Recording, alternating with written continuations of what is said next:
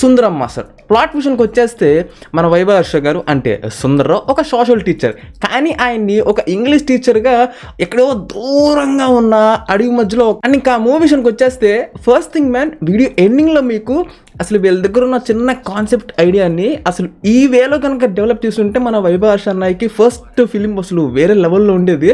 Anyways man, and ఇంకా movie విషయానికి వచ్చేస్తే నాకేదో నచ్చింది ఉంది అంటే ఒక 2-3 సీన్లు హ్యూమర్ అనేది కొంచెం అలా వర్కౌట్ అయింది భయ్య.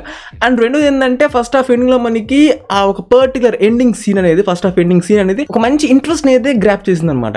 అపార్ట్ ఫ్రమ్ దట్ మూవీ అంతా ఏం లేదు భయ్య, రొట్ట డొల్ల కంప్లీట్లీ. అసలు స్టోరీ ఉందే very very very thin story అనమాట. దాన్ని అసలు ఒక 1 hour 45 minutes అంతతో క్లోజ్ చేయకుండా దాన్ని విపరీతంగా సాగదీసి పడేసేశారు. నేను ట్రయల్లో చూసినప్పుడు బ్లాక్ పీపుల్ అంటే చాలా ఇష్టం, సో ఒక డిఫరెంట్ యూనిక్ కాన్సెప్ట్ని తీసుకున్నారు. సో మంచి హ్యూమర్ని కూడా పండిస్తారు అనుకుంటే అసలు ముందు పండించడం కాదు, ఒక 2-3 సీన్లు మాత్రమే ఉంటాయి అనమాట. ఇంకా తర్వాత మనకి ఆ ఇంగ్లీష్ టీచింగ్ ఆ ప్రొసీడింగ్స్లోకి అయితే వెళ్ళిపోతారు అనమాట. అవి ఏమి పెద్దగా ఇంట్రెస్టింగ్ ఉండవు భయ్య, very poor and dull writing. ఆ డ్రామా అంతా కూడా వెరీ పిచ్చ ఫ్లాట్గా వెళ్తూ ఉంటుంది అనమాట. అండ్ అదనంగా ఫస్ట్ వరకు ఏంటంటే ఫ్లాష్ బ్యాక్కి వెళ్తారు. ఇంగ్లాండ్ అసలు ఈ మిరియాలు అబ్బో ఏంటంటే ఓపెన్ చేస్తారు అనమాట అసలు నాన్ సింక్లో. అంటే మనకి ఆ ఫ్లాష్ బ్యాక్ చూసేంతసేపు ఇదేంట్రా బాబు అసలు వెళ్ళే స్టోరీకి దీనికి అసలు సంబంధం లేకుండా నాన్ సింక్లో ఉంది అని అంటే మనకి అంత ఫోర్స్ అండ్ ఆర్టిఫిషియల్ ఫీలింగ్ వస్తూ ఉంటుంది అనమాట. ఒక మంచి ఆర్గానిక్ ఫ్లోలో వెళ్తున్నట్టు ఆ వైబ్ రాదు మనకి. సో మనకి స్క్రీన్ ప్లే అనేది అంత అటెన్షన్ని గ్రాప్ చేసిన విధంగా మనకి రాసుకోలేకపోయారు అనమాట. And coming to the second half man, కొంచెం సేపటి తర్వాత అస్సలు టోన్నే మార్చేస్తారు భయ్య. ఇంకా మెసేజ్ ఓరియంటెడ్ ఇంకా ఆ టైప్లోకి వెళ్ళిపోతారు అనమాట. ఎమోషన్స్ని పండిద్దామని చూస్తారు, ఇంకా వేరియస్ ఫ్యాక్టర్స్ని పెట్టుకొని అసలు అనుకున్న స్టోరీ ఏంటి చూపిస్తుంది ఏంటి అసలు ఏం జరుగుతుంది అంటే అట్లా ఉంటుంది అనమాట. అసలు టోన్ మార్చేస్తారనమాట అసలు ఆ రకంగా. సో ఇంకా మనకి ఆ ప్రొసీడింగ్స్ అంతా కూడా ఏది వర్కౌట్ అవ్వదు, అలా కూర్చొని చూస్తూ ఉంటాం అనమాట. ఏదో వస్తుంటే పోతుంటే అనిపిస్తూ ఉంటుంది, అసలు ఏది కూడా వర్కౌట్ అవుతుంది ఇంకా సెకండ్ హాఫ్లో అయితే. And this one goes for the absolutely a pure brown star man. And coming to the performances, నాకైతే వైభవ్ హర్ష అన్నయ్య మాత్రం బాగా నచ్చాడు, ఆయన మాత్రం జెన్యున్గా న్యాయం చేశాడు. అండ్ రిమైనింగ్ వాళ్ళందరూ ఆ ఇంగ్లీష్ స్లాంగ్ కానీ మళ్ళీ వాళ్ళ ట్రైబ్ ఎంచుకున్న భాష కానీ ఏంటో కాసేపు పర్లేదు అనిపించింది, కాసేపు చిరాకు వస్తూ ఉంటుంది అనమాట. ఎందుకు నాకు పెద్ద గేమ్ అనిపించలేదు.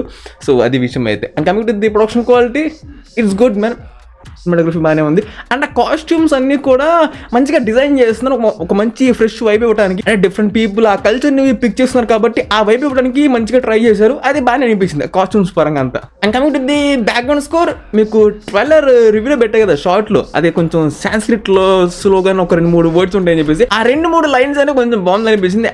Apart from that there is nothing man. So that's the review on Sundaram master. And ఇంకా ఐడియా విషయానికి వచ్చేసి నేను చెప్దాం అనుకున్నది, first half ending spoiler alert, first half ఎండింగ్లో మనకి వీళ్ళు ఏదైతే పూజించుకుంటున్నారో దేవుడు అది రాయి అనమాట. అంటే రాయి రూపంలో ఉన్న దేవుడు, అది మనకి దేవుడు గుడిలో ఉంచుకోరు అనమాట. అంటే రాళ్ళతో కట్టిన చిన్న గుడి ఉండిద్ది అనమాట. సో దాంట్లో ఉంచుకోరు వాళ్ళు. సో ఫస్ట్ హాఫ్ ఎండింగ్ మనకి ఎలా క్లోజ్ చేస్తారంటే, మన సుందరం మాస్టర్ ఆ దేవుడిని చూడడానికి వెళ్తే అక్కడ ఎటువంటి విగ్రహం ఉండదు, కానీ దేవం ఉండిద్ది అనమాట. ఇప్పుడు నాకు అది చూసినప్పుడే ఒక బ్రిలియంట్ ఐడియా వచ్చింది అనమాట, థియేటర్లో వచ్చింది ఆన్ ది స్పాట్ నాకు.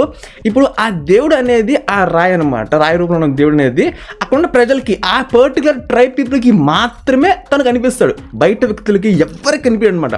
ఒకవేళ బయట వ్యక్తులు చూడాలి అంటే వాళ్ళు వీళ్ళ ట్రైబ్లో కలవటమో, వీళ్ళ ఆచరాలు ఫాలో అవటం, వీళ్ళు చెప్పిన పనులు చేయడం, లేదంటే అది చూడాలంటే వీళ్ళు ఏదన్నా సాధించాలి. సో ఇలాంటి కైండ్ ఆఫ్ అడ్డంకులు దాటుకుంటా సంథింగ్ బిగ్గర్గా, లేదు అంటే వీళ్ళ దగ్గర ఉన్న స్పెసిఫిక్ బ్లడ్ని తీసుకొని టెస్ట్ చేసి వీళ్ళ దగ్గర అంత ప్రత్యేకత ఏముంది, ఒక ప్యాటర్న్లో కనుక స్క్రిప్ట్ని డెవలప్ చేసుకుంటే వేరే లెవెల్లో ఉండేది అనిపించింది. సో వెల్ రౌడీస్, సో అది విషయం అయితే నేను చెప్తాను అనుకుంది. And that's it man. Subscribe if I enjoy it and I'll catch you in the next one.